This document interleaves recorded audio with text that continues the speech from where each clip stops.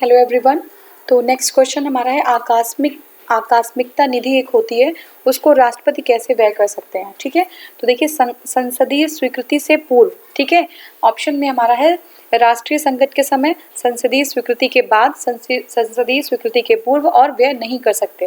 तो देखिए राष्ट्रपति इसको संसदीय स्वीकृति से पूर्व व्यय कर सकते हैं। ठीक है, अनुच्छेद 267 में है एक आकस्मिकता निधि का स्थापना किया गया है। ठीक है, यह राष्ट्रपति के नियंत्रणाधीन होता है, राष्ट्रपति के अंडर कंट्रोल होता है। यह किसी आवश्यकता आकस्मिक प्रवृत्ति का कोई व्यय हो, ठीक है, उसमें जो है विनियोग विधेयक में उक्त प्रावधान न हो और अनुच्छेद 115 और 116 के अधीन उपलब्ध अनुदानों को प्राप्त किया जाना संभव ना हो सके, तो आकस्मिकता निधि जो है पूर्णतः राष्ट्रपति के नियंत्रण में होती है और इससे धन निकालने के लिए संसद की हमें स्वीकृति नहीं लेनी पड़ती, मतलब राष्ट्रपति को संसद की स्वीकृति नहीं लेनी पड़ती। तो ये हो गया, याद रखिएगा संसद की स्वीकृति की जरूरत नहीं होती। किसके लिए? आकस्मिकता निधि से पैसे निकालने के लिए, ठीक है, फंड निकालने के लिए। संविधान के किस अनुच्छेद के अंतर्गत विधेयक को परिभाषित किया गया है? ठीक है, किस अनुच्छेद के अंतर्गत धन विधेयक को परिभाषित किया गया है? ठीक है, तो आप देखिए ये हमारा है आर्टिकल 110 110 के अंतर्गत धन विधेयक को परिभाषित किया गया है। ठीक है, अब एक है हमारा 109 धन विधेयक के संबंध में विशेष प्रक्रिया। धन विधेयक के संबंध में विशेष प्रक्रिया 110 में है धन विधेयक की परिभाषा और 111 में है धन विधेयक पर अनुमति। ठीक है, 109 में क्या है? धन विधेयक के संबंध में विशेष प्रक्रिया, 110 में धन विधेयक की परिभाषा और 111 में है धन विधेयक पर अनुमति। ठीक है, नेक्स्ट क्वेश्चन है धन विधेयक भारत के संविधान के किस अनुच्छेद में परिभाषित किया गया है? तो आपका है अनुच्छेद 110। ठीक है, कितने में? अनुच्छेद 110 में। देखिए एक विधेयक को वित्त विधेयक माना जाता है अनुच्छेद 110 के अनुसार यदि इसमें संबंधित प्रावधान शामिल हो। कौन से शामिल प्रावधान? भारत सरकार के उधार लेने का नियम, ठीक है, भारत सरकार के उधार लेने का नियम, भारत के समेकित निधि की निगरानी और किसी राज्य के खातों, ठीक है, राज्य के खातों और लेखों की लेखा परीक्षा। तो ये सारे ही होंगे, तो इनको जो है धन विधेयक वित्त विधेयक कंसीडर किया जाएगा। तो उन्हें क्या कंसीडर किया जाएगा? वित्त विधेयक। ठीक है, देखिए अनुच्छेद 110 के अनुसार वित्त विधेयक को धन विधेयक माना जाएगा। वित्त विधेयक को धन विधेयक तब माना जाएगा जब निम्न में से कोई अथवा सभी उपबंध शामिल हो। पहला कौन सा? सरकार कर का अधिरोपण, किसी कर का अधिरोपण, उत्सादन, परिहार, परिवर्तन, विनियमन। ठीक है, दूसरा क्या है? भारत सरकार द्वारा धन उधार लेने या कोई प्रत्याभूति जो है देने का, धन उधार लेने का और किसी प्रत्याभूति के देने विनियमन अथवा भारत सरकार द्वारा अपने ऊपर ली गई या ली जाने वाली किन्हीं वित्तीय बाध्यताओं से संबंधित जो विधि होगी उसमें संशोधन, तब उस वित्त को धन विधेयक माना जाएगा। फिर क्या है? भारत की संचित निधि, जो संचित निधि है या आकस्मिकता निधि की अभिरक्षणा किसी विधि में धन जमा करने या उससे निकालना, ये भी जो है धन विधेयक में आ जाएगा। भारत की संचित निधि में से धन का विनियोग, किसी व्यय को भारत की संचित निधि पर भारित व्यय घोषित करना या किसी व्यय की रकम को बढ़ाना। ठीक है, नेक्स्ट हमारा है भारत की संचित निधि या भारत की लोक लेखा से धन प्राप्त करना अथवा ऐसी धन की अभिरक्षा या उसका निर्गमन अथवा संघ या राज्य के लेखाओं की संपरीक्षा। ये सब चीज़ें जब इन्वॉल्व होंगी या लोक लेखा से या संचित निधि से जब धन का जो है निकासी करना होता है, उससे प्राप्त करना होता है, तो ये जो है धन विधेयक में आ जाएगा। ठीक है, अब देखिए इसमें हिंदी अनुवाद में वित्त शब्द लिया गया, जबकि अंग्रेजी में जो है इसका जो है वर्ड है वो मनी है। ठीक है, जिसका अर्थ है धन होता है। तो अंग्रेजी वर्जन के आधार पर ही इस प्रश्न की व्याख्या की गई है, यानी कि मनी जो है से जो है आपका धन को यहाँ पे वित्त को मनी से रिलेट करके इसकी परिभाषा दी गई है। यहाँ पे निम्नलिखित में से सही क्या नहीं है ये हमें बताना है। प्रत्येक धन विधेयक एक वित्त विधेयक होता है। तो आप बताइए प्रत्येक धन विधेयक एक वित्त विधेयक हो सकता है? दूसरा क्या है? प्रत्येक वित्त विधेयक एक धन विधेयक होता है। ठीक है, प्रत्येक वित्त विधेयक एक धन विधेयक होता है। वित्त विधेयक केवल लोकसभा में प्रस्तावित किया जा सकता है। वित्त विधेयक पर राष्ट्रपति के पूर्व हस्ताक्षर होते हैं। राज्यसभा वित्त विधेयक को 14 दिन के लिए रोक सकता है। राष्ट्रपति वित्त विधेयक पर हस्ताक्षर करने से इनकार नहीं कर सकते हैं। राज्यसभा वित्त विधेयक को संशोधित कर सकता है। गतिरोध की स्थिति में वित्त विधेयक पर संयुक्त अधिवेशन बुलाया जा सकता है। देखिए साधारण में बुलाया जा सकता है। देखिए इसमें होगा बी और आपका जो है 5th and 6th। ठीक है, तो 5वां और छठा सही हमारा 5th and 6th। ठीक है, तो जो है ये बता रहे हैं कि कौन सा क्या सही नहीं है। ठीक है, क्या सही नहीं है? तो 5वां और छठा सही नहीं है। ठीक है, 5वां और छठा सही नहीं है, ठीक है। फिफ्थ एंड सिक्स, ठीक है, फिफ्थ एंड सिक्स, तो ये फिफ्थ एंड सिक्स। तो एक बार देख लेते हैं। देखिए, प्रत्येक धन विधेयक एक वित्त विधेयक होता है, ठीक है। प्रत्येक धन विधेयक का उल्लेख भारतीय संविधान के अनुच्छेद 110(1) में किया गया है। प्रत्येक धन विधेयक वित्त विधेयक होता है, किंतु प्रत्येक वित्त विधेयक धन विधेयक नहीं होता है, ठीक है। देखिए, प्रत्येक जो धन विधेयक होता है क्या होता है, वो वित्त विधेयक होता है। जो धन विधेयक है वो वित्त विधेयक तो है, तो आप ऐसे मान लीजिए कि जो वित्त विधेयक है वो धन विधेयक का सबसेट है, उसके अंदर आता है, तो वो तो होगा ही। तो प्रत्येक जो है धन विधेयक है वो वित्त विधेयक होता है, लेकिन प्रत्येक वित्त विधेयक धन विधेयक नहीं होता, ठीक है। वित्त या धन विधेयक दोनों को लोकसभा में ही पेश किया जाता है, जिसके लिए राष्ट्रपति की पूर्व अनुमति की आवश्यकता होती है।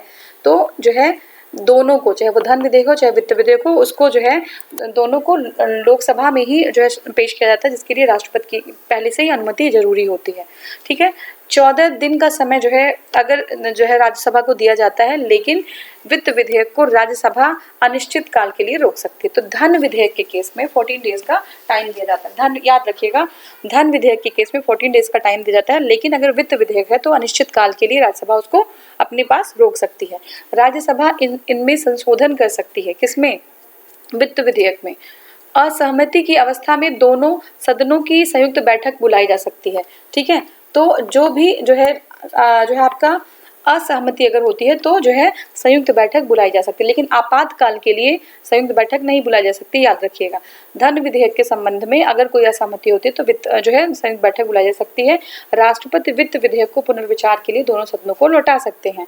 तो राष्ट्रपति जो है विचार के लिए दोनों सदनों को लौटा सकते हैं। तो देखिए, राष्ट्रपति वित्त विधेयक पर हस्ताक्षर करने से इनकार नहीं कर सकता, ठीक है, क्योंकि पहले से ही जो है वो साइन हुआ होता है। और गतिरोध की स्थिति में वित्त विधेयक पर संयुक्त अधिवेशन बुलाया, धन विधेयक पर नहीं, वित्त विधेयक पर जो है अगर कोई गतिरोध होता है तो संयुक्त बैठक बुलाई जा सकती है, ठीक है। नेक्स्ट हमारा है, निम्नलिखित कथनों में से कौन सा एक धन विधेयक के बारे में सही नहीं है, ठीक है। निम्नलिखित कथनों में से कौन सा एक धन विधेयक के बारे में सही नहीं है, तो ये बताना है। देखिए, धन विधेयक संसद के दोनों सदनों में किसी भी सदन में प्रस्तावित किया, तो यही सही नहीं है। पहली बात तो धन विधेयक दोनों में नहीं बल्कि लोकसभा में ही होता है। लोकसभा अध्यक्ष यह निर्णय करने के लिए अंतिम प्राधिकारी है कि कोई बिल धन विधेयक है या नहीं, ये बिल्कुल सही है। और नेक्स्ट हमारा है, लोकसभा द्वारा पारित किसी धन विधेयक का राज्यसभा द्वारा 14 दिनों के अंदर लौटाया जाना और विचारार्थ भेजा जाना आवश्यक है, ठीक है, ये ठीक है। राष्ट्रपति किसी धन विधेयक को लोकसभा में पुनर्विचार के लिए नहीं लौटा सकते। देखिए, ये सारा सही है, पहला ही गलत है, ठीक है। तो राष्ट्रपति धन विधेयक को लोकसभा में पुनर्विचार के लिए नहीं लौटा सकते, ठीक है। वहां पे वित्त विधेयक की बात हो रही थी, यहाँ पे धन विधेयक के कंफ्यूज नहीं करना है, ठीक है। लोकसभा द्वारा पारित किसी भी धन विधेयक का राज्यसभा द्वारा 14 दिनों के अंदर लौटाया जाना अनिवार्य है, ठीक है। विचारार्थ भेजा जाना आवश्यक है, ठीक है। अगर नहीं भेजते हैं तो उसको एज इट इज पास समझा जाएगा। 73rd क्वेश्चन है, यह धन विधेयक है, इसका निर्णय कौन करेगा, तो इसका निर्णय लोकसभा के अध्यक्ष करेंगे, ठीक है। देखिए, धन विधेयक जो है हमारे संविधान में 110(3) के अनुसार, 110 में है, 110(3) के अनुसार लोकसभा अध्यक्ष द्वारा किया जाता है और उसका विनिश्चय अंतिम होता है, ठीक है। तो इसका जो डिसीजन है वो लोकसभा के अध्यक्ष करते हैं और उसका जो डिसीजन होता है वो अंतिम होता है। धन विधेयक को कौन प्रमाणित करता है, तो ये है लोकसभा के स्पीकर, ठीक है। लोकसभा के स्पीकर इसको प्रमाणित करते हैं। कोई विधेयक धन विधेयक है या नहीं, इसका निर्णय कौन करेगा, इसका निर्णय जो है आपके लोकसभा के अध्यक्ष करेंगे, ठीक है। ये हो गया। और नेक्स्ट हमारा जो क्वेश्चन है, वित्त विधेयक को प्रस्तुत करने के विषय में निम्नलिखित में से कौन सा कथन सही नहीं है। तो वित्त विधेयक को प्रस्तुत करने के संबंध में कौन सा सही नहीं, देखिए वित्त विधेयक राज्यसभा में प्रस्तुत होता है, ठीक है। यह संसद की किसी भी सदन में प्रस्तुत किया जा सकता है, तो वित्त विधेयक की बात है, ठीक है, ठीक है। कौन सा जो है कथन सही है, वित्त विधेयक को राज्यसभा में प्रस्तुत किया जाता है। देख लीजिए, सही पूछ रहा है, कंफ्यूज मत होइएगा, सही पूछ रहा है, तो ये तो गलत हो जाता है, ठीक है। यह संसद की किसी भी सदन में प्रस्तुत किया जा सकता है, यह लोकसभा में प्रस्तुत नहीं किया जा सकता है, ठीक है, ये भी गलत हो गया। सही कौन सा है, यह लोकसभा में प्रस्तुत किया जाता है, तो ये हमारा जो डी है वो सही हो जाता है, ठीक है। यानी कि वित्त विधेयक को राज्यसभा में प्रस्तुत नहीं किया जा सकता, ठीक है। राज्यसभा में प्रस्तुत होता है ये लिखा हुआ है, तो ये तो गलत हो जाता है, ठीक है ना। दूसरा क्या है, यह संसद के किसी सदन में प्रस्तुत किया जा सकता है, ठीक है, ये भी गलत है। यह लोकसभा में प्रस्तुत नहीं किया जा सकता, ये भी गलत है। यह लोकसभा में प्रस्तुत किया जा सकता है, ये सही है, ठीक है। तो वित्त विधेयक लोकसभा में प्रस्तुत किया जा सकता है। प्रश्न आयोग जो हिंदी, अभी देखिए हिंदी और इंग्लिश में थोड़ा सा कंफ्यूजन हो जाता है, यहाँ पे मनी बिल इसलिए थोड़ा सा कंफ्यूजन क्रिएट हो जाता है, ठीक है। हिंदी संस्करण में वित्त विधेयक लिखा गया है और जबकि संस्कृत जो है आपका इंग्लिश में मनी बिल उसको कहा गया। मनी बिल की बात होगी, हम हिंदी अगर वित्त विधेयक को मनी बिल की तरह लेके चलते हैं तो इसमें जो है धन विधेयक से नहीं, इसका जो आयोग है उसका आशय धन विधेयक से है, ना कि वित्त विधेयक से, ठीक है। तो एक बार जो है आप चाहेंगे तो आप एक बार इसका ये जो पार्ट है उसको इंग्लिश में भी देख लीजिएगा, ठीक है। यहाँ पे जो धन विधेयक है, ठीक है, मनी बिल है, वो वित्त विधेयक से जो है जोड़ के देखा जा रहा है, ठीक है, इंग्लिश के लैंग्वेज में वर्ड है। नेक्स्ट हमारा है भारत सरकार द्वारा वित्त विधेयक सदन में पेश किया जाता है, तो किसमें? लोकसभा में। वित्त विधेयक लोकसभा में, ठीक है। भारत के संविधान के अंतर्गत एक धन विधेयक को प्रस्तुत किया जाता है, कहाँ पे? लोकसभा में, ठीक है। निम्नलिखित में से कौन सा कथन सही नहीं है? याद रखिएगा, नहीं पूछ रहा है। तो देखिए, धन संपत्ति के मामले में राज्यसभा शक्तिहीन है। दूसरा है धन विधेयक की शुरुआत राज्यसभा में होती है।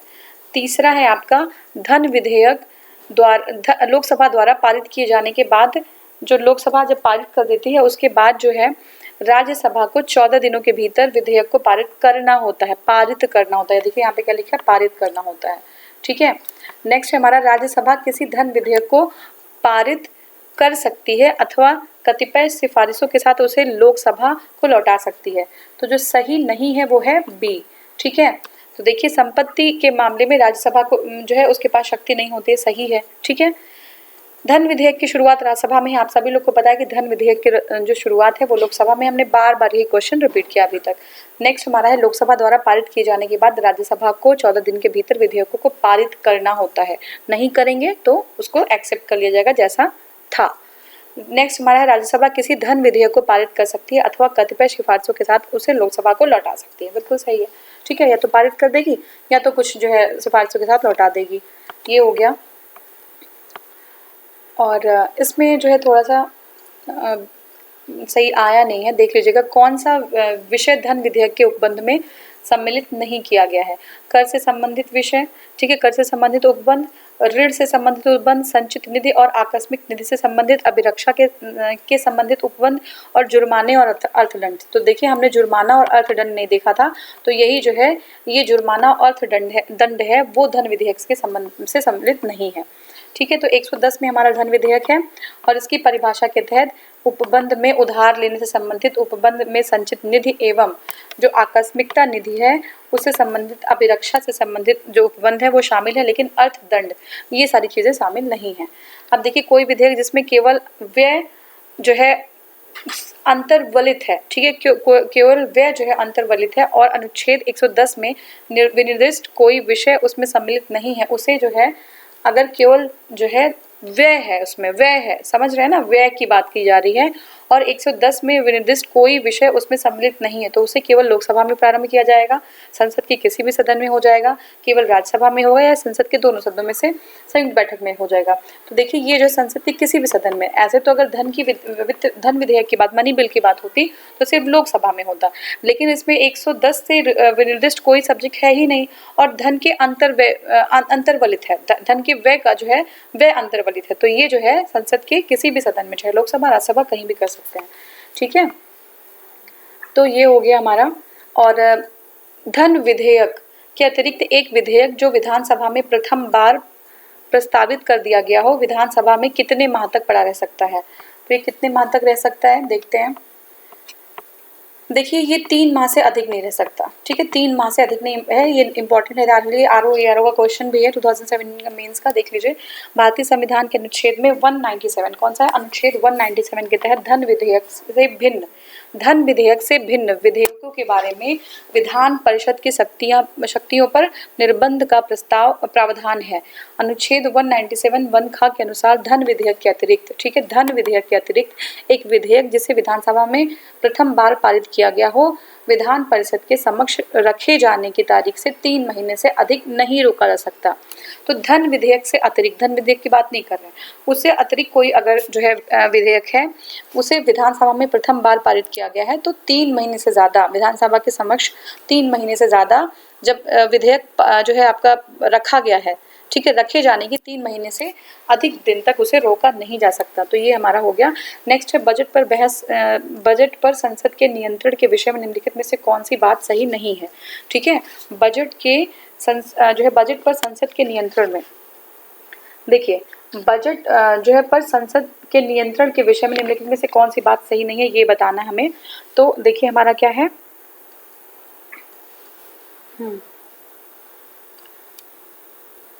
ओके देखिए इसमें है बजट के निर्माण में संसद का कोई हाथ नहीं होता है, ऐसा होता है। देखिए कौन सा सही नहीं है ये बताना है। संसद को समेकित निधि पर प्रभारित व्यय को बढ़ाने की शक्ति प्राप्त है। ठीक है, संसद को समेकित निधि पर प्रभारित व्यय को बढ़ाने की शक्ति प्राप्त है। फिर है संसद को राष्ट्रपति की सिफारिश के बिना कोई कर आरोपित करने की शक्ति प्राप्त नहीं है। संसद को राष्ट्रपति की सिफारिश के बिना कोई जो है कर आरोपित करने की शक्ति प्राप्त नहीं है। नेक्स्ट हमारा है संसद को राष्ट्रपति की सिफारिश के बिना किसी कर में वृद्धि करने की शक्ति प्राप्त नहीं है। तो जो कौन सा गलत है, सही नहीं है, वो है बी। ठीक है, ए सही है। बजट के निर्माण में संसद का कोई हाथ नहीं होता है। ठीक है, कौन सी बात सही नहीं है वो हमें बतानी है। ठीक है, तो सही हमारा ये नहीं है कि संसद को समेकित निधि पर प्रभारित व्यय को बढ़ाने की शक्ति प्राप्त है, ऐसा नहीं होता है।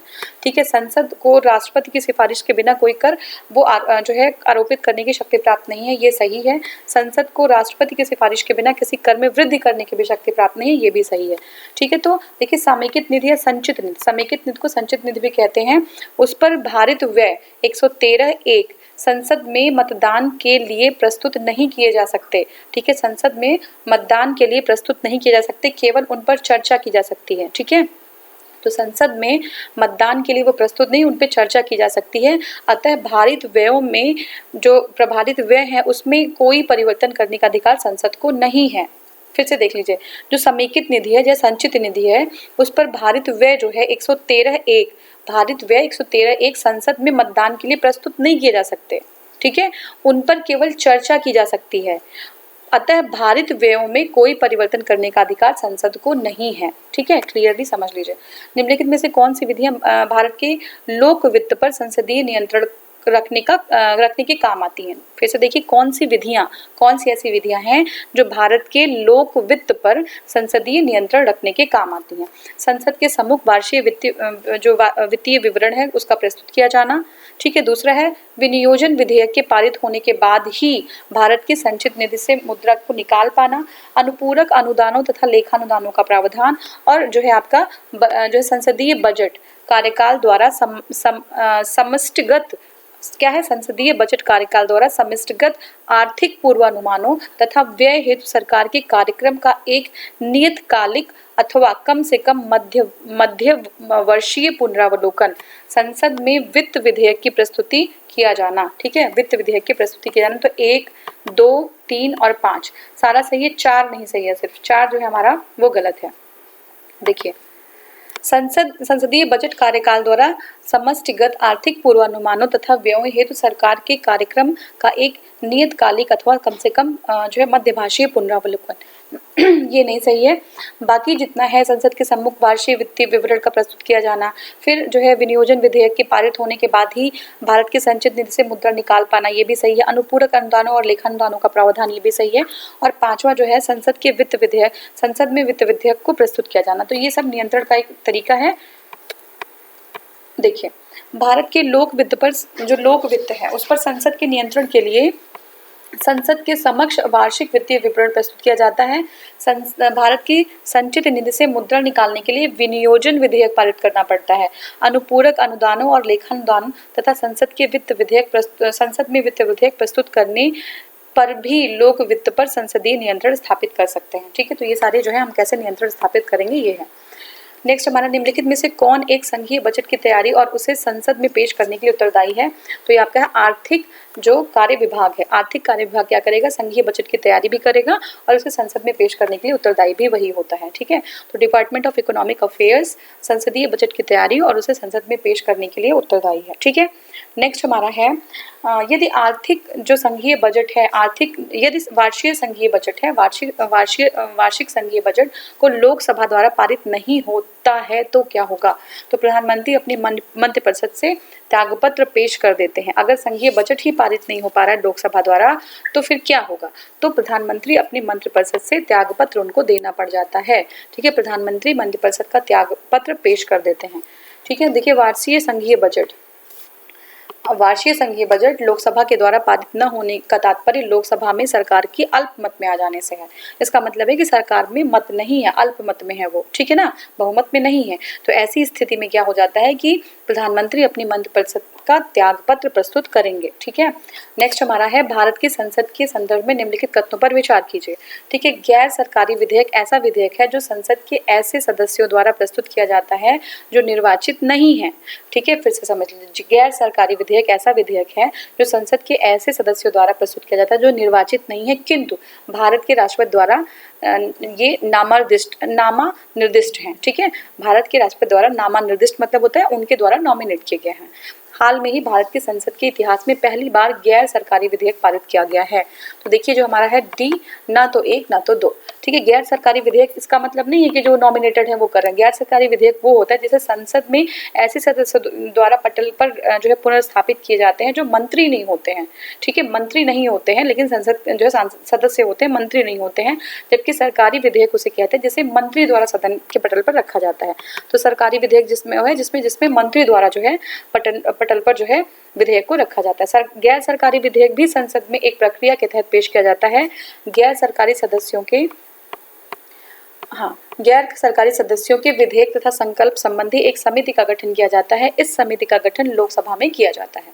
तो जो गैर सरकारी विधेयक है उसके संकल्पों संबंधी एक समिति का गठन होता है और ये गठन कहाँ पे होता है? लोकसभा में किया जाता है।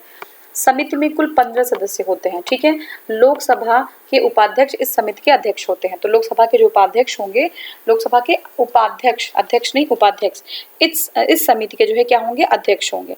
ठीक है, अब नेक्स्ट देखते हैं कि स्वतंत्रता के बाद से अब तक 14 गैर सरकारी विधेयक सदन में पारित हो चुके हैं। क्या है? स्वतंत्रता के बाद अब तक 14 गैर सरकारी, पहली बार उसमें लिखा है, पहली बार अभी नहीं, 14 गैर सरकारी विधेयक सदन में पारित हो चुके हैं। तो दोनों ही गलत हो जाता है हमारा। नेक्स्ट है निम्नलिखित करों में से किसके अंतर्गत व्यक्ति द्वारा देय पूर्ण धनराशि संविधान द्वारा सीमित कर दी गई है? फिर से देख लीजिए, निम्नलिखित करों में से किसके अंतर्गत व्यक्ति द्वारा देय पूर्ण धनराशि संविधान द्वारा सीमित कर दी गई है? तो देखिए ये है व्यापार और व्यवसाय एवं वृत्ति कर। व्यापार, व्यवसाय और वृत्ति कर। देखिए अनुच्छेद 276(2) के तहत राज्य को या राज्य की किसी एक नगर पालिका, जिला बोर्ड, स्थानीय बोर्ड या अन्य स्थानीय प्राधिकारी को किसी एक व्यक्ति के द्वारा वृत्तियों, व्यापारों, आजीविकाओं और नियोजनों पर करों के रूप में जो संदेय कुल रकम है वो कितनी है? 2,500 रुपये प्रति वर्ष। ये 60वें संविधान संशोधन 1988 के द्वारा 250 रुपये के स्थान पर जो है सीमित कर दी गई है। ठीक है, तो क्या किया यहाँ पे, क्या पूछ रहे हैं कि जो है सीमित कहाँ पे कर दी गई? तो 2050 के स्थान पर 250 रुपये सीमित कर दी गई है। ये किसके लिए? जो है वृत्तियों, व्यापारों, आजीविकाओं और नियोजनों पर करों के रूप में संदेय कुल रकम को 250 पे सीमित कर दिया गया है। आर्थिक सर्वेक्षण प्रति वर्ष संसद में प्रस्तुत किया जाता है वो है आगामी वर्ष के बजट के प्रस्तुतिकरण के पूर्व। ठीक है, आर्थिक सर्वेक्षण आगामी वर्ष के बजट के प्रस्तुतिकरण के पूर्व ही, उसके पहले ही, बजट को पेश करने से पहले ही जो है आर्थिक सर्वेक्षण को संसद में पेश कर दिया जाता है। ठीक है, चालू वर्ष के आर्थिक सर्वेक्षण प्रतिवर्ष संसद में आगामी वर्ष के बजट के प्रस्तुतिकरण के पूर्व ही जो है प्रस्तुत कर दिया जाता है, जिसे चालू वर्ष में अर्थव्यवस्था के विभिन्न क्षेत्रों की प्रगति और गतिविधियों के साथ राजकोषीय विवरण प्रस्तुत किया जाता है। तो क्या होता है उसमें? चालू वर्ष में अर्थव्यवस्था के विभिन्न क्षेत्रों की प्रगति और गतिविधियों के साथ राजकोषीय विवरण प्रस्तुत किया जाता है। लेखानुदान संघ सरकार को अनुमति प्रदान करता है। जो लेखानुदान है वो संघ सरकार को क्या अनुमति प्रदान करते हैं? तो वो जो है निश्चित अवधि के लिए भारतीय संचित निधि से धन निकालने के लिए। ठीक है, लेखानुदान संघ सरकार को अनुमति क्या प्रदान करते हैं? वो ये प्रदान करते हैं कि निश्चित अवधि के लिए एक सर्टेन अमाउंट जो है टाइम के लिए जो भारत की संचित निधि है उससे धन वो निकाल सकते हैं। ठीक है, तो ये हमारा है। और देखिए संविधान के अनुच्छेद 116 के तहत विनियोग विधेयक को पारित न होने की स्थिति में जब संघ सरकार को धन की आवश्यकता होती है तो एक जो है लोकसभा को लेखानुदान के माध्यम से निश्चित अवधि के लिए भारतीय संचित निधि है उससे अग्रिम निधि प्रदान करने की शक्ति प्राप्त है। ये हमने ऑलरेडी डिस्कस किया हुआ है। आपको ये चीज़ अगर बहुत अच्छे से आप सुन रहे होंगे तो आपको क्लियर हो रही होंगी। ठीक है, तो अगर जो है विनिमय विधेयक पारित नहीं हो पाता है तो ऐसी स्थिति में लेखानुदान के माध्यम से जो है ये राइट है किसको, जो है संसद को ये राइट है कि वो धन प्राप्त कर सकते हैं, अग्रिम निधि एक सर्टेन टाइम पीरियड के लिए जो है प्राप्त कर सकते हैं, लोकसभा जो है प्राप्त करेगी। देखिए संसद में लेखा के लिए वोट आवश्यक होता है, लेखा के लिए वोट आवश्यक होता है यह है जब सामान्य बजट के समय सीमा के अंदर पारित होने की आशा नहीं होती है। जब सामान्य बजट के समय सीमा के अंदर पारित होने की जो है आशा नहीं होती है तो लेखा के लिए वोट आवश्यक होता है। ठीक है, देखिए लेखानुमोदन और अंतरिम बजट के बीच में क्या अंतर है। तो देखिए लेखानुमोदन और अंतरिम बजट के बीच का जो अंतर है वो है लेखानुमोदन सरकार के बजट के व्यय पक्ष मात्र से संबंधित होता है। ध्यान से समझिएगा, ये लेखानुमोदन सिर्फ व्यय पक्ष से संबंधित होता है। ठीक है, लेकिन जो अंतरिम बजट होता है जिसको इंटरिम बजट कहते हैं में व्यय तथा आवती दोनों सम्मिलित होते हैं। व्यय भी और जो है जो इनकम है आवती वो दोनों ही जो है संबंधित होते हैं। ठीक है, अब नेक्स्ट हमारा है, अच्छा इसमें हम देख लेते हैं बजट प्रक्रिया संपन्न होने अर्थात बजट पर संसद में चर्चा एवं मतदान होने से पूर्व नए वित्त का प्रारंभ हो जाने की स्थिति में वित्तीय संसाधनों के लिए संचित निधि से धन निकालने के लिए वित्तीय संसाधनों से, जैसे बजट की जो है प्रक्रिया संपन्न होने अर्थात बजट जो है संसद में चर्चा एवं मतदान होने से पहले, ठीक है, वित्त वर्ष के प्रारंभ हो जाने की स्थिति में क्या होता है कि वित्तीय संसाधन के लिए जो संचित निधि है, ठीक है, उससे धन निकालने के लिए वोट ऑन अकाउंट, ठीक है, लेखानुदान वोट ऑन अकाउंट संसद में पारित किया जाता है। यह सरकार के व्यय के सिर्फ जो है व्यय पक्ष को सिर्फ दर्शाता है, व्यय पक्ष से संबंधित होता है लेखानुदान स्थायी व कार्यवाहक दोनों सरकारें प्रस्तुत कर सकती हैं, चाहे वो स्थायी सरकार हो चाहे वो कार्यवाहक सरकार हो, दोनों ही जो है प्रस्तुत कर सकती हैं।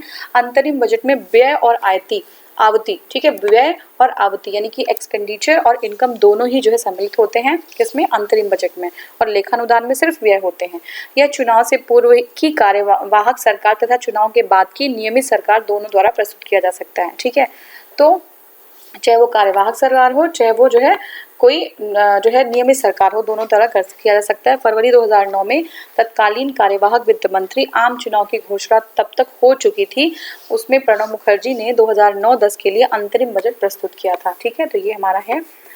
और नेक्स्ट जो है व्यय का अनुमान किस रूप में भारतीय संसद के समक्ष रखा जाता है। तो अभी हमने देखा अनुदान का अनुरोध, ठीक है, अनुदान का अनुरोध, ठीक है, अनुदान का अनुरोध। व्यय का अनुमान किस रूप में भारतीय संसद में के समक्ष रखा था, अनुदान के अनुरोध के रूप में। तो 113(2) के अनुसार व्यय का जो अनुमान है वो संसद के समक्ष अर्थात लोकसभा के समक्ष अनुदानों की मांगों के रूप में रखे जाएंगे और लोकसभा में शक्ति होगी कि वह किसी मांग को अनुमति दे या अनुमति देने से मना कर दे। ये लोकसभा के ऊपर डिपेंड करेगा। ठीक है, किसी मांग में उसमें विनिर्दिष्ट रकम को कम करने की अनुमति दे। ठीक है, ये हो गया हमारा। नेक्स्ट हमारा है सामान्य वित्तीय विधायन में चरण सम्मिलित है। तो कौन कौन से चरण सम्मिलित हैं, बजट का प्रस्तुतिकरण, बजट पर चर्चा, विनियोग विधेयक को पारित करना, लेखानुदान और वित्त विधेयक को पारित करना। तो देखिए ये सारे 1, 2 और 3 और 5 4 नहीं है। लेखानुदान तो अलग है, जब जो है विनिमय विधेयक पारित नहीं हो पाता तो लेखानुदान से धन का निकास किया जाता है। देखते हैं, देखिए पहले क्या होता है, बजट का प्रस्तुतिकरण होता है, बजट पर चर्चा होती है, विनिमय विधेयक को पारित करना होता है और फिर वित्त विधेयक को पारित करना होता है। बजट की प्रस्तुतिकरण, बजट पर चर्चा, विनिमय विधेयक को पारित करना, वित्त विधेयक को पारित करना और सामान्य वित्तीय विधायन के चरण हैं। जबकि अनुदान, प्रत्यानुदान और अपवादानुदान जो है 116 में शामिल नहीं है। लेखानुदान बना है किस लिए, जो आपका बजट पारित लंबित होने के कारण निधि जो है आवंटन के लिए। ठीक है, इमरजेंसी में अगर कोई ज़रूरत हो तो वहाँ से निकाल सकते हैं। देखिए विनियोग विधेयक के पारित होने के बाद ही जो है विनियोग विधेयक पारित हो जाएगा तभी जो है समेकित कोष से कोई रकम निकाली जा सकेगी। किंतु सरकार के वित्तीय वर्ष के अंत में बदलाव आए और सरकार विनिमय विधेयक तुरंत नहीं लाए तो किसी अन्य कारण से विनियोग विधेयक के पारित होने से पहले ही धन की आवश्यकता हो, अगर ऐसी कोई सिचुएशन आ गई हो कि धन की जरूरत है और जो विनिमय विधेयक है वो पारित नहीं हो पाया है, तो 116(1) के तहत लोकसभा अनुदान पारित कर सरकार के लिए एक अग्रिम राशि मंजूर कर सकती है। ठीक है, अनुच्छेद 116 में यह व्यवस्था की गई है कि यदि आकस्मिक परिस्थितियों में सरकार को बहुत अधिक धन की आवश्यकता है, जैसे युद्ध कोई आ गया है ना, अचानक से वॉर हो गया, और तो क्या होगा, संसद सकल राशि की स्वीकृति दे सकती है। इससे प्रत्यानुदान वोट ऑफ क्रेडिट कहते हैं। क्या कहते हैं? वोट ऑफ क्रेडिट कहते हैं। ठीक है, तो ये है और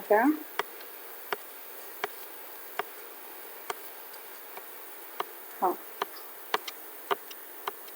नेक्स्ट हमारा क्वेश्चन है, देखिए ये है, संसद में विधायन प्रस्ताव की पहल करने से पहले भारत के राष्ट्रपति की पूर्व स्वीकृति आवश्यक है। संसद में विधायन प्रस्ताव की पहल करने से पहले, ठीक है, भारत के राष्ट्रपति की पूर्व स्वीकृति आवश्यक है। किस लिए आवश्यक है? एक नवीन राज्य के गठन से संबंधित विधेयक पर, एक ऐसे कराधान विधेयक जिसमें राज्यों का हित निहित हो, राज्यों की सीमाओं में फेरबदल करने के संबंधित विधेयक पर और धन विधेयक पर। तो ये देखिए सभी पे ये सारी जो चीजें हैं, चाहे जो है संसद में विधायन प्रस्ताव की पहल करने से पहले ही राष्ट्रपति की स्वीकृति ली जा सकती है, ली जानी चाहिए। ठीक है ना, और आवश्यक है ये। किस लिए? एक नवीन राष्ट्र के जो है राज्य के गठन के लिए, एक नवीन राज्य का गठन करना हो, उसके संबंधी विधेयक हो, तो राष्ट्रपति से जो है स्वीकृति लेनी पड़ेगी पहले ही। ऐसे कराधान विधेयक जिसमें राज्यों का हित निहित हो, उसमें भी लेनी पड़ेगी। थर्ड हमारा है राज्यों की सीमाओं में फेरबदल करने से संबंधित विधेयक पर भी और धन विधेयक पर भी। तो ये हो गया हमारा प्रश्नगत। सभी जो है विकल्पों में विधायन प्रस्ताव संसद में प्रस्तुत करने से पहले राष्ट्रपति की पूर्व जो है स्वीकृति वो अति आवश्यक होता है। नेक्स्ट हमारा है, निम्नलिखित प्रस्तावों में किसका संदर्भित संबंध संघीय बजट से है? तो संघीय बजट से किसका संबंध है देख लीजिए, ये हमारा है कटौती प्रस्ताव। ठीक है, तो किसका जो है संदर्भित संबंध संघीय बजट से है? तो निंदा प्रस्ताव, ध्यानाकर्षण प्रस्ताव, स्थगन प्रस्ताव और कटौती प्रस्ताव। तो कटौती प्रस्ताव जो है बजट से है। देखिए निंदा प्रस्ताव तब होता है जब सरकार की दोषपूर्ण नीति के सुधार के लिए लाया जाता है। निंदा प्रस्ताव कब होता है? जब सरकार की दोषपूर्ण नीति के सुधार के लिए लाया जाता है निंदा प्रस्ताव। ध्यानाकर्षण किसी अति आवश्यक सार्वजनिक महत्व के विषय पर मंत्री का ध्यान आकृष्ट करने और उसे पद एवं सत्ता के अनुरूप औपचारिक कथन की प्राप्ति के लिए किया जाता है। किसी चीज पे, किसी अति आवश्यक जो है सार्वजनिक महत्व की कोई चीज है, तो ध्यान आकर्षण प्रस्ताव मंत्री के लिए किया जाता है कि मंत्री उस पर अपना ध्यान दे। कटौती प्रस्ताव है, बजट पेश होने पर अनुदान मांगों पर बहस के दौरान संसद सदस्यों को धन राशि में वृद्धि का अधिकार नहीं है। ठीक है ना, देखिए बजट पेश होने पर अनुदान मांगों पर बहस के दौरान जो संसद है उनके सदस्यों को धन राशि में वृद्धि का अधिकार नहीं है, वे मात्र कमी कर सकते हैं और ऐसा वे कटौती के प्रस्ताव में करते हैं। ठीक है, तो उसको वृद्धि नहीं कर सकते, उसको बढ़ा नहीं सकते हैं, लेकिन उसकी कटौती कर सकते हैं। ये जो है कटौती प्रस्ताव में है, जो 3 प्रकार का होता है। नीति निर्नुमोदन कटौती, ठीक है, नीति निर्नुमोदन कटौती, सांकेतिक कटौती और मितव्ययिता कटौती। तो ये 3 तरह की कटौती होती है। स्थगन प्रस्ताव क्या है? किसी जो है बहुत ही आवश्यक सार्वजनिक महत्व के विषय पर सदन के सदस्यों का ध्यान आकर्षित करना। तो यहाँ पे सदन के सदस्यों का स्थगन प्रस्ताव में है। और अगर ध्यान आकर्षण की बात है तो ध्यान आकर्षण एक ऑलरेडी है जो मंत्री का ध्यान आकर्षित करने के लिए है। ठीक है, तो ध्यान रखिएगा। नेक्स्ट हमारा है, भारत की संसद किससे और किनके द्वारा मंत्रिपरिषद के कृत्यों के ऊपर नियंत्रण करती है? तो स्थगन प्रस्ताव, ठीक है, प्रश्नकाल, अनुपूरक प्रश्न। ठीक है, तो प्रश्न स्थगन प्रस्ताव में देखिए, हमने देखा था स्थगन प्रस्ताव में जो संसद के सदस्य हैं उनका ध्यान आकर्षित किया जाता है, बिल्कुल सही है। दूसरा है प्रश्नकाल। तो प्रश्नकाल कितना है? 12 से 1 का। उसमें भी 20 क्वेश्चंस लोकसभा और 7 क्वेश्चन राज्यसभा पूछ सकती है, हमने देखा था। और ये क्वेश्चंस मंत्री को पूछे जाते हैं, उनको उत्तर जो है वो देने के लिए उत्तरदायी होते हैं। तो ये प्रश्नकाल हो गया। अनुपूरक प्रश्न पूछे जाते हैं, कुछ प्रश्न जो है अनुपूरक होते हैं। तो ये सारी चीजें हैं वो कृत्यों के ऊपर नियंत्रण रखती हैं। देख लीजिए, भारत की संसद स्थगन प्रस्ताव, प्रश्नकाल तथा अनुपूरक प्रश्न के द्वारा मंत्रिपरिषद के कृत्यों पर नियंत्रण जो है स्थापित कर सकते हैं। जैसे स्थगन प्रस्ताव क्या है? इसका उद्देश्य होता है कि तात्कालिक संसदीय प्रक्रिया को रोककर अविलंबनीय लोक महत्व के मुद्दे पर चर्चा किया जाए। जो प्रक्रिया संसद में चल रही है उसको रोककर जो अविलंबनीय लोक मुद्दे हैं जिसमें विलंब नहीं किया जा सकता, उन मुद्दों पे चर्चा होना अति आवश्यक है। तो उन मुद्दों पर चर्चा होनी चाहिए। प्रश्नकाल है कि संसद की बैठक का जो है पहला घंटा, जो संसद की बैठक का पहला घंटा है वो प्रश्नकाल कहलाता है। दोनों सदनों में प्रत्येक बैठक के प्रारंभ में 1 घंटे तक प्रश्न किए जाते हैं और उसके उत्तर दिए जाते हैं। अनुपूरक प्रश्न क्या है? संसद के प्रत्येक सदन में प्रश्न सामान्यतः मंत्रियों से पूछे जाते हैं और वे प्रश्न 3 श्रेणियों में होते हैं। तो जो भी क्वेश्चंस मंत्रियों से पूछे जाते हैं वो 3 श्रेणियों में डिवाइडेड होते हैं। जैसे एक होता है आपका तारांकित, मतलब स्टार्ड क्वेश्चन, ठीक है, इंग्लिश में बोलते हैं स्टार्ड क्वेश्चन, तारांकित। फिर है अतारांकित, अनस्टार्ड क्वेश्चन, और दूसरा है अल्प सूचना पत्र, अल्प सूचना पत्र। तो ये 3 तरीके का अनुपूरक प्रश्न पूछे जाते हैं, 3 श्रेणियां हैं इनकी। नेक्स्ट हमारा है भारतीय संविधान में स्थगन प्रस्ताव लाने का क्या उद्देश्य होता है? देखिए, सार्वजनिक महत्व के निश्चित आवश्यक मुद्दों पे बहस करने के लिए स्थगन प्रस्ताव लाया जाता है। संसदीय प्रक्रिया में गिलोटिन का क्या अर्थ होता है? बहुत इंपॉर्टेंट है। देखिए, गिलोटिन क्या है? विधेयक पर बहस करने को बंद करना, विधेयक पर बहस को बंद करना, ये गिलोटिन का अर्थ होता है। गिलोटिन प्रक्रिया, गिलोटिन जो है समापन का एक अन्य रूप है। गिलोटिन क्या है?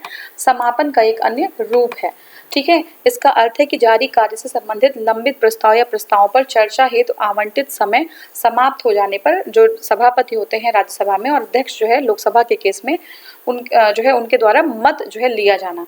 समापन के विपरीत प्रयोग किए जाने वाले गिलोटिन के से पूर्व कोई प्रस्ताव उपस्थित नहीं किया जाता, ठीक है। सभापति अध्यक्ष बिना किसी और चर्चा के प्रस्ताव पर तत्काल जो है मत ले लेते हैं, मतलब और आगे चर्चा करना जो है रोक दिया जाता है और उसी पर मत ले लिया जाता है।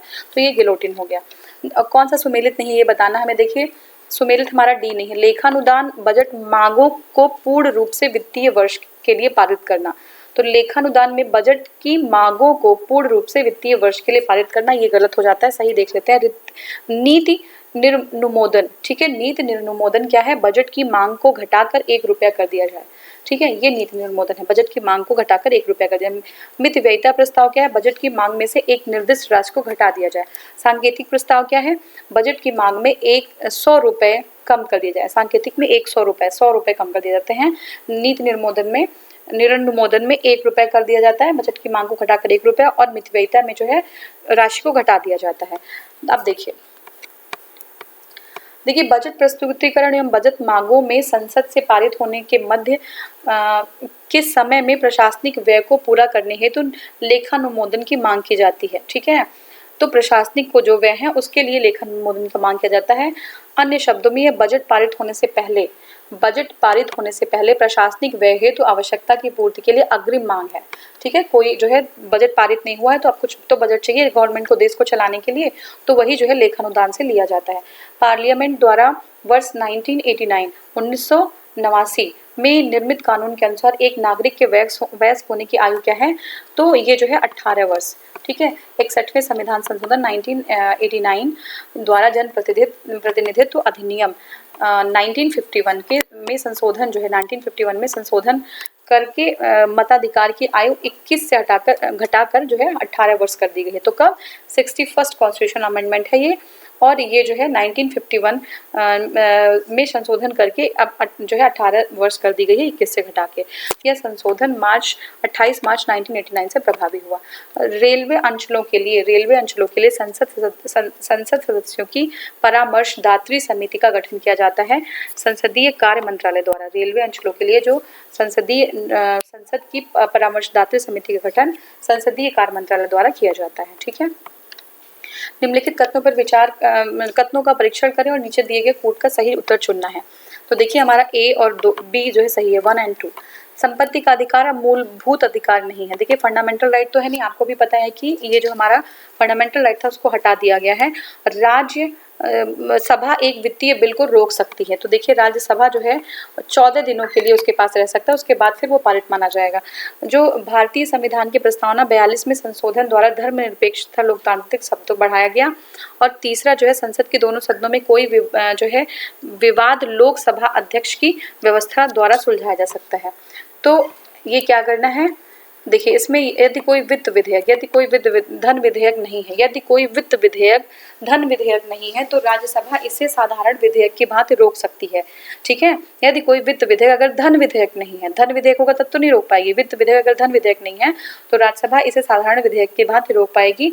यदि कोई वित्त विधेयक धन विधेयक है तो ये जो है मात्र 14 दिन तक रोक सकती है।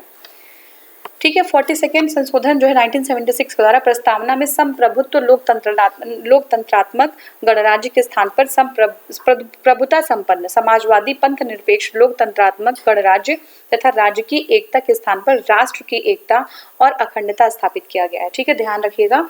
तो संसद के दोनों सदनों में से किसी असहमति की स्थिति में संयुक्त बैठक का प्रावधान है। यद्यपि ऐसे किसी विवाद को लोकसभा अध्यक्ष की व्यवस्था से सुलझाने का कोई प्रावधान नहीं है। समझ लीजिए, संसद के दोनों सदनों में अगर कोई असहमति होती है, ठीक है, असहमति होती है तो संयुक्त बैठक का तो प्रावधान है, लेकिन इस विवाद को लोकसभा अध्यक्ष की व्यवस्था से सुलझाने का कोई प्रावधान नहीं है। अब आप कंफ्यूज हो रहे होंगे, लोकसभा जो अध्यक्ष हैं वो प्रिसाइड करेंगे, वो जो है मीटिंग के जो अध्यक्ष होंगे वो लोकसभा के अध्यक्ष ही होंगे। ठीक है, लेकिन उनको वो सुलझाएंगे मैटर को लोकसभा के अध्यक्ष, ऐसा कोई प्रावधान नहीं है। ठीक है, तो अब जो है 42वां कॉन्स्टिट्यूशन अमेंडमेंट जो हमारा 1978 है उसके द्वारा संपत्ति के अधिकार को मौलिक अधिकार से हटा दिया गया है। अब उसको एक विधिक अधिकार दे दिया गया। क्या? एक विधिक अधिकार 300 क के अंदर बना दिया गया है। तो ये हो गया ध्यान आकर्षण सूचना के संबंध प्रावधान में निम्नलिखित में से किसके क्षेत्र को सीमित किया गया है। तो ये है स्थगन प्रस्ताव के क्षेत्र को। देखते हैं। देखिए, ध्यानाकर्षण की संकल्पना भारत की देन है। ध्यानाकर्षण और शून्यकाल भी भारत की देन है, याद रखिएगा। तो ध्यानाकर्षण जो है भारत की का देन है। यह आधुनिक संसदीय प्रक्रिया की एक नवीन संकल्पना है और इससे प्रश्नकाल तथा अनुपूरक प्रश्न पूछे जाते हैं। ठीक है, ध्यानाकर्षण में प्रश्न तथा अनुपूरक प्रश्न पूछे जाते हैं। इसमें सदस्यों की अविलंबनीय लोक महत्व, जो भी ऐसी चीजें जो इसमें विलंब हम नहीं कर सकते, लोक महत्व की जो चीजें हैं उनको क्या कर सकते हैं, उनके विषय में जो है सरकार की विफलता और उसके द्वारा की गई अपर्याप्त कार्यवाही को सामने लाने का अवसर मिलता है। यह स्थान प्रस्ताव जो स्थगन प्रस्ताव है के सदृश है, परंतु इसमें निंदा का पक्ष नहीं होता है। तो स्थगन प्रस्ताव के जो है लगभग ये भी ऐसा है, लेकिन निंदा जो है इसमें नहीं होती। इसमें जो है उनकी कमियों को सामने लाया जाता है, जो है और चीज़ों को रोक के जो अविलंबनीय लोक महत्व की चीज़ें हैं उसको जो है सामने उजागर किया जाता है। ठीक है, ये चीज़ हो गई। नेक्स्ट हमारा तारांकित प्रश्नों के विषय में क्या सही है। तो देखिए, पहले देख लेते हैं। बी हमारा है, यानी कि 1 और 3। तो 1 और 3 इस पर विशेष ध्यान दीजिएगा। 1 और 3 पे बाकी हम डिस्कस करेंगे। 1 और 3।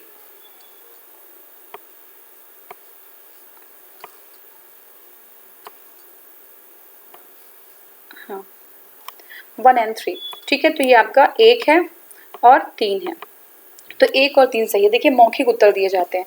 तारांकित जो स्टार्ट क्वेश्चन उसमें जो है ओरल आंसर दिए जाते हैं, मौखिक आंसर दिए जाते हैं। दूसरा है प्रश्न पूरक प्रश्न पूछे जा सकते हैं। तो इसमें एक जो है क्वेश्चन है उसके पूरक जो है प्रश्न पूछा जा सकता है। तो ये दोनों सही है। उत्तर लिखित दिए जाते हैं, ये गलत हो गया।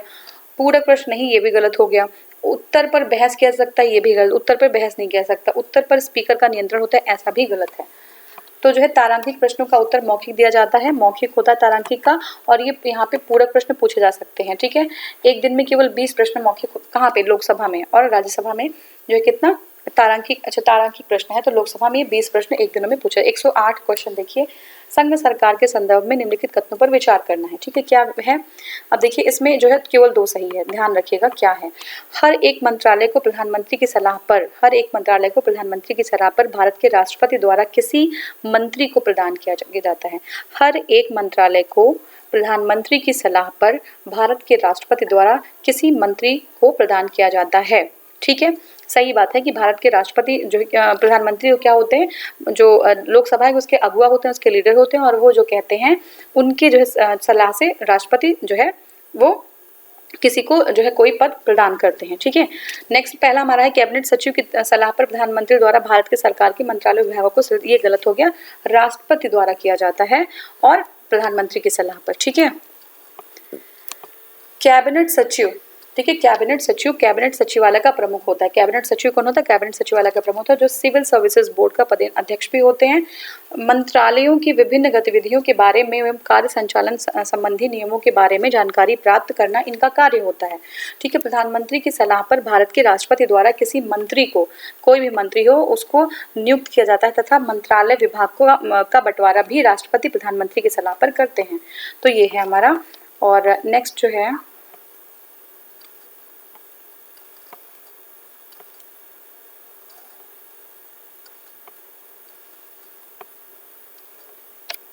क्या है,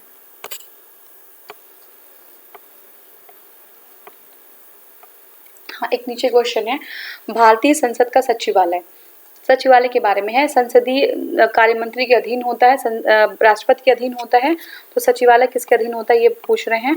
और सरकार से स्वतंत्र होता है। सचिवालय क्या होता है? सरकार से पूर्ण रूप से स्वतंत्र होता है, सरकार से स्वतंत्र होता है, सर्वोच्च न्यायालय के अधीन होता है ऐसा नहीं है। देखिए जो सचिवालय है, ठीक है, जो सचिवालय स्वतंत्रता से पूर्व भारतीय विधानमंडल के लिए सरकार से स्वतंत्र एवं असंबद्ध पृथक सचिवालय का विचार जनवरी 1926 में प्रभावी रूप से सामने आया था। स्वतंत्रता के बाद भी इस विचार को अपनाया गया है और संविधान की अनुच्छेद 98 के तहत भारतीय संसद के प्रत्येक सदन के लिए एक पृथक सचिवालय की व्यवस्था है। भारतीय संसद के प्रत्येक सदन के लिए एक पृथक सचिवालय की व्यवस्था है जो सरकार से स्वतंत्र होती है। भारतीय संसद की संप्रभुता संबंधित है किससे? न्यायिक समीक्षा से। ठीक है, भारतीय जो संसद की संप्रभुता प्रतिबंधित है, ठीक है, प्रतिबंधित है न्यायिक समीक्षा से। न्यायिक समीक्षा जुडिशियल रिव्यू बोलते हैं, वो नहीं हो सकता यहाँ पे। ठीक है, देखिए भारतीय संविधान के तहत संसद जो है सर्वोच्च विधि निर्माती संस्था है, परंतु उसके द्वारा निर्मित विधि जो भी विधि वो बनाती है, जो भी वो कानून बनाती है, संविधान के मौलिक ढांचे का अतिक्रमण नहीं होना चाहिए। इस हेतु सर्वोच्च न्यायालय उसकी न्यायिक समीक्षा कर सकता है। अगर वो अतिक्रमण करते हैं तो न्यायिक समीक्षा हो सकती है। ठीक है, संप्रभुता प्रतिबंधित है। प्रतिबंधित मतलब जो है जो हमारा कोर्ट है वो जो है रिव्यू कर सकता है, न्यायिक समीक्षा कर सकता है अगर वो किसी ढांचे को जो है लगता है कि ढांचा जो है हमारा जो मौलिक ढांचा है उसका अतिक्रमण कर रहे हैं। ठीक है, तो इससे प्रतिबंधित है। नेक्स्ट हमारा है भारतीय संसद का स्वर्ण जयंती समारोह मनाया गया। तो ये आपका है 13/5/2002 को भारतीय जो है संसद का स्वर्ण जयंती समारोह 13/5/2002 को मनाया गया। 13 मई 2002 को भारतीय संसद की औपचारिक स्थापना। प्रथम लोकसभा चुनाव के पश्चात 13 मई 1952 को 50 वर्ष पूर्ण होने के उपलक्ष्य में भारतीय संसद का स्वर्ण जयंती समारोह मनाया गया। वह कौन राष्ट्रवादी नेता थे जो 1925 में केंद्रीय विधानमंडल का स्पीकर अध्यक्ष चुना गया था? ठीक है, 1925 में केंद्रीय विधानमंडल के स्पीकर विट्ठल भाई पटेल को चुना गया था। ठीक है, द सेंट्रल लेजिस्लेटिव असेंबली का प्रथम जो अध्यक्ष थे 1925 में राष्ट्रवादी नेता विट्ठल भाई पटेल को चुना गया था और इनका कार्यकाल 1925 से लेकर जो है अप्रैल 1930 तक चला। ठीक है, तो ये हमारा था। और नेक्स्ट वीडियो में हम संसद जो है पार्लियामेंट पार्ट 4 को कवर करेंगे। ठीक है, तो पार्ट 3 तक हमने कवर कर लिया, पार्ट 4 को हमें कवर करना है। Thank you so much for watching. Thank you.